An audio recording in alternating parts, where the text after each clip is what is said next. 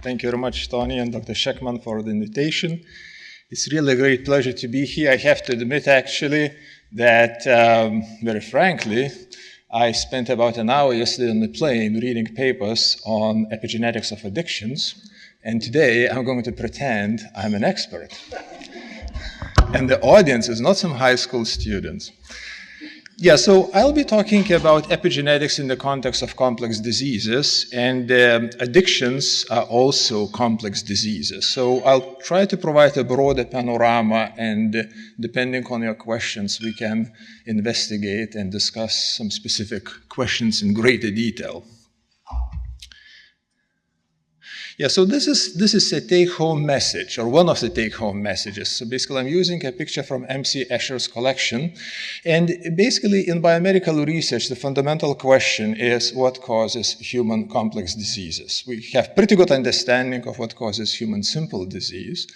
But complex disease, like addiction, psychiatric diseases, cancer, diabetes, multiple sclerosis, and so on and so forth, is a tough cookie. We still don't understand the primary causes. And the traditional understanding is that it's DNA sequence variants and predisposing environmental factors that interact together and cause a disease. So this is our traditional paradigm. It's DNA sequence-centric that also requires some contribution of environmental factors, environmental hazards.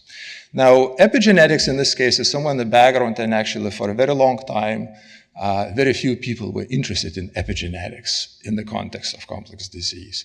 Now, if we change the source of light here and there and we add some details, we may start seeing some different picture. It's still the same phenomenon. It's still the same complex disease, but now we see from a different angle. And now epigenetics comes into the forefront, and actually DNA sequence variation and environmental contributions go into the background. So I'm not saying that this is absolutely true, but like one of the ideas is that actually the fundamental principles that we believe religiously are not necessarily so strong as we may suspect, as we may think, as it is generally accepted. Yeah, so addictions, let me kind of step back a little bit and very briefly review some kind of more traditional studies, traditional etiological studies in the field of addictions. So addictions, as I mentioned, is a typical complex disease, a strong inherited predisposition. So on this diagram, you can see heritability estimates. And heritability estimates comes from twin studies. This comparison of monozygotic and dizygotic twins. If monozygotic twins are more concordant, that would mean heritability. And actually, the heritability values in addictions are pretty high. So they vary between 40% or 0.4 to 0.8. The lowest is for hallucinogens, and the highest is for cocaine. So that, given all the developments that we have in human genetics, that nearly automatically means that we should investigate DNA sequence variation, that we should perform linkage and association studies. And currently, there are very powerful technologies to investigate genetics, genetic factors. At present, geneticists can interrogate 1 million markers, genetic markers in one shot. And that can be done in hundreds, in thousands, in dozens of thousands of individuals over a relatively short time. Now, the problem is that it's very difficult to identify those specific DNA sequence segments, DNA fragments that would be similar in affected individuals compared to controls. So on one hand, here is a paradox. On one hand, we have very high degrees of heritability. On the other hand, we're using this very powerful technology called GWAS, Genome-Wide Association Study. And we can explain only a tiny, tiny small fraction of that heritability. So I can provide the numbers from psychiatric diseases. Heritability in schizophrenia is about 70%, and genome-wide association studies can explain only several percent of that heritability. And hence, there are some new concepts: missing heritability, hidden heritability, phantom heritability.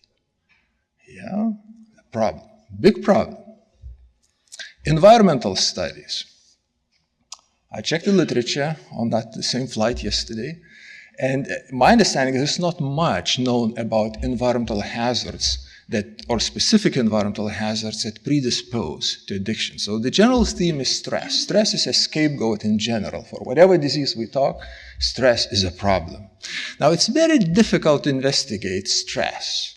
First of all, it's difficult to understand the cause and effect relationship between a specific environmental factor and a condition or disease. So is that stressful life effects that predispose to addictions, or addictions cause stressful life events? And probably this kind of interaction is bidirectional. Another thing, so this is pretty much straightforward. Another issue is actually that environmental factors, as a rule, have their own hidden heritable component.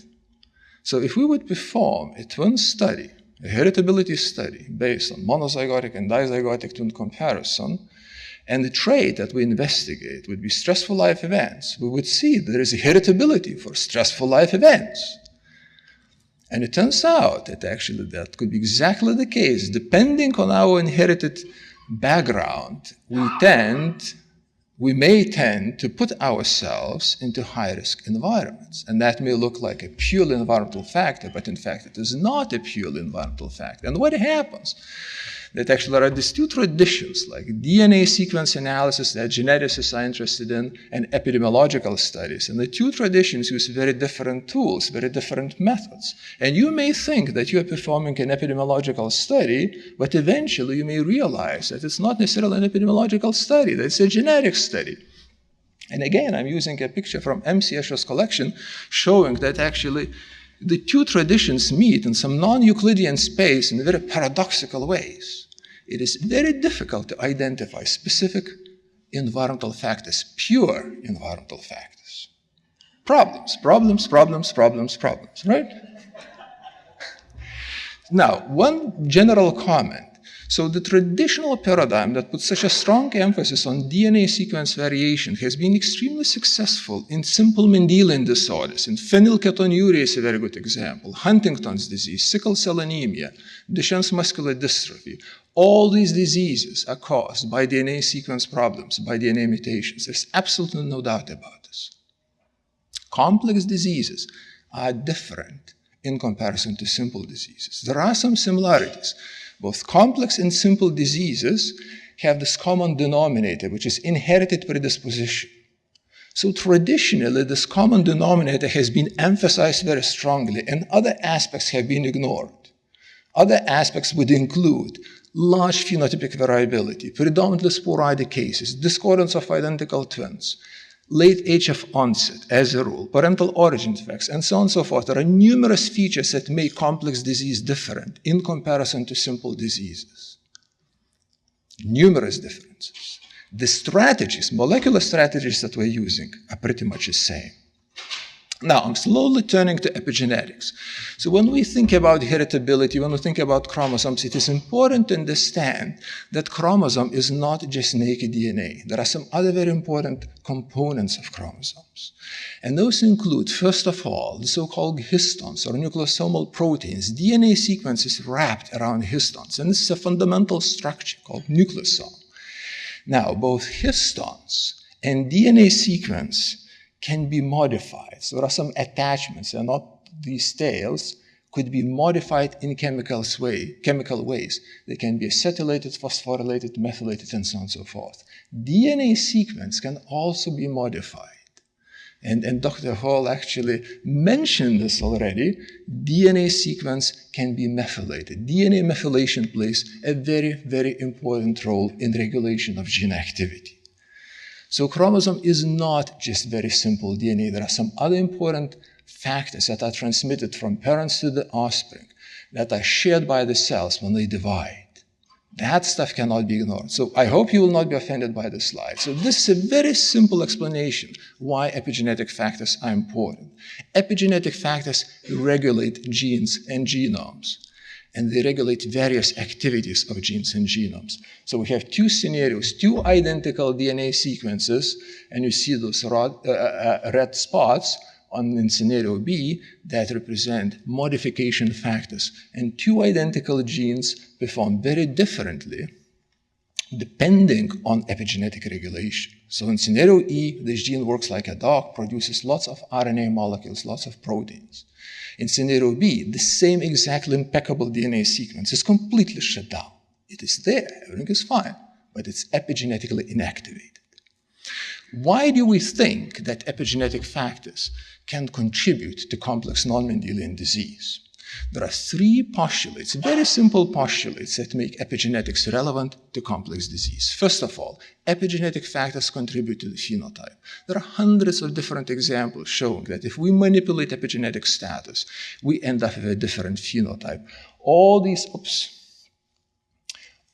individuals, these plants, Drosophila, mice, they are genetically identical. Yeah? The phenotypes are different because their epigenomes and epigenetic regulation is different. Different tissues, each of us is an epigenetic miracle.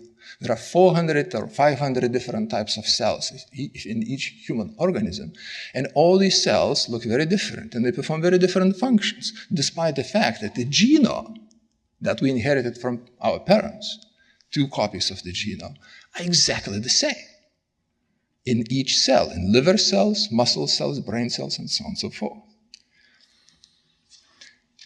The second postulate, like DNA, some epigenetic factors can be inherited. This is the most controversial aspect of the theory, actually, and there's no time to go into details, but it's a very interesting question. It has not been investigated, it has been ignored for ages because our understanding has been that epigenetic factors cannot be inherited. Now there are some anomalies accumulating here and there showing that no, some epigenetic factors can be transmitted from one generation to another generation.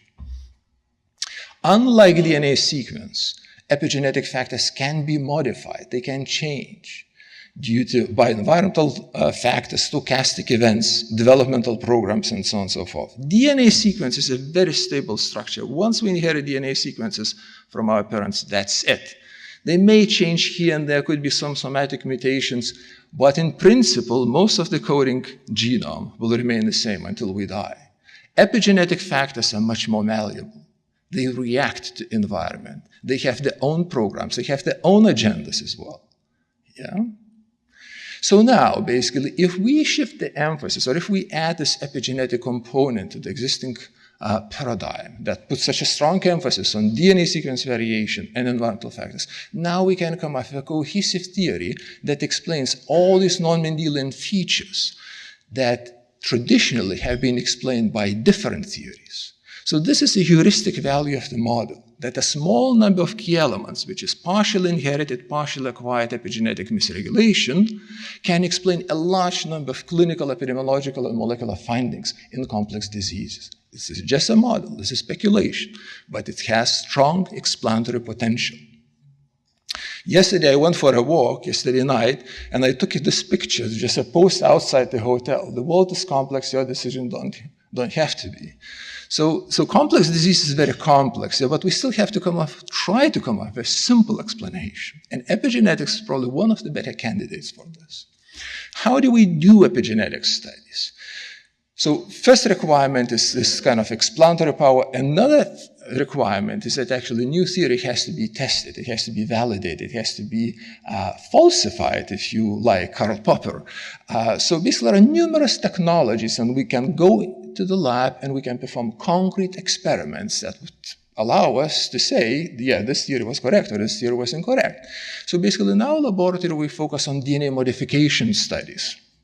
And there are some technologies that allow to separate methylated fractions of genomic DNA from the unmethylated fractions of genomic DNA. So here is an example, like this is a technology, there's a yarn, and there are segments of blue color and there are segments of white color, and basically we know how to chop that DNA, that yarn, into smaller pieces and separate the pieces. So the darker the piece, the higher the chance it will end up in one pool, and the lighter the piece, the lighter the color, the higher the chances it will end up in a different pool. And then we interrogate these pools, and then we generate a so-called epigenomic profile. So this is an epigenomic profile of about 7 or 8 individuals over 40,000 bases. This is an epigenetic profile of 140 million bases.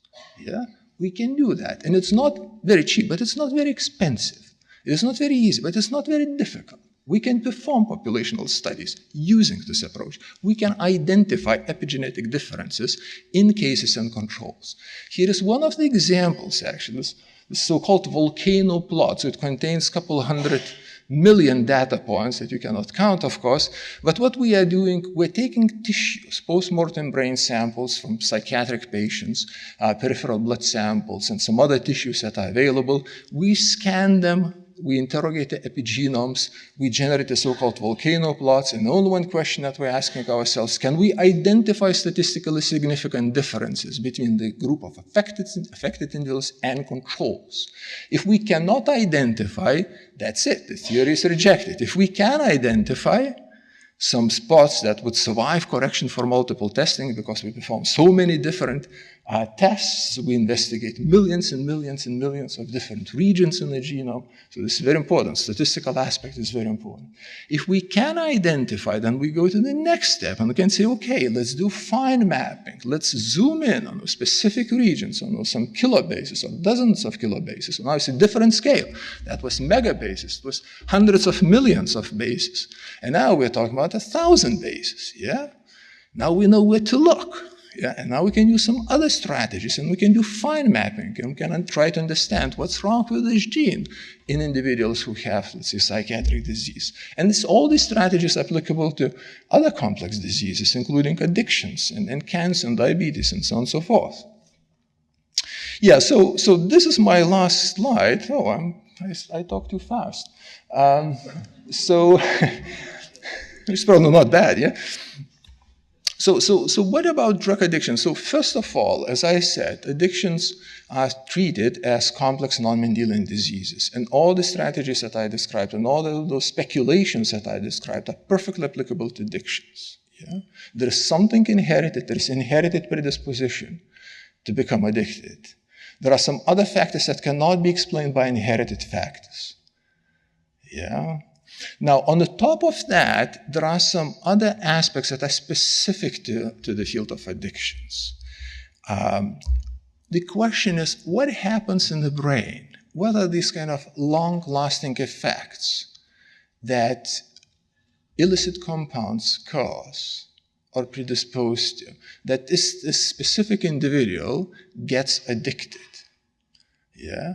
And when you think about chemistry, so this whatever opiate or whatever gets into the system and it gets processed, and probably some couple of days later, it's gone. Like we will not be detecting it. Yeah, but there are some traces in the brain that are left that this individual already remembers that all that experience, and that actually memory would predispose to do it again and again and again. So it turns out, and actually I referred to Eric Nessler, who is a clear lead in this field, and he published numerous excellent papers. He's now at the Mount Sinai School of Medicine in New York. So basically, Eric investigated epigenetic effects of various substances, and what he detected that actually epigenome reacts in a very interesting ways. So epigenome kind of takes that message that comes through various ways. It could be secondary messengers. It could be direct interaction of illicit compounds and epigenetic enzymes like DNA methyltransferases or histone methyltransferases or histone acetylases or deacetylases. And actually he mapped the regions that would exhibit epigenetic changes after exposure to those compounds. There are thousands and thousands. So one concrete example in terms of cocaine. So there are 3,000 regions in the genome that changed histone methylation status, histone 3K9, is lysine residue K9 trimethylation. There are 9,000 loci that were changed by morphine in a similar site. And basically these effects, these epigenetic effects, they're malleable, but they're pretty stable. They stay there. They can last for very, very long times. So, on one hand, we kind of try to understand what happens in the brain and where those long-lasting effects come from. On the other hand, in parallel, we can think about new treatment strategies. If we would revert those epigenetic changes back to the normal, would that have some therapeutic effect?